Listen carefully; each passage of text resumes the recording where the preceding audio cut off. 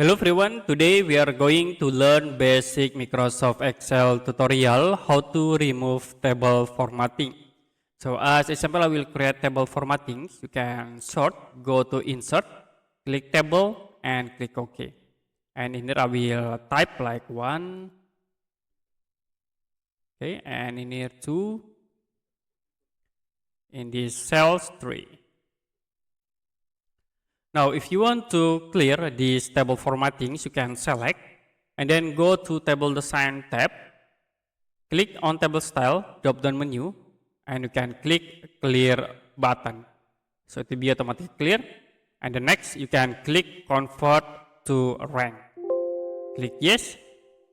And that's it for basic Microsoft Excel tutorial, how to remove table formatting. If you have any question about tutorial, you can comment below this video.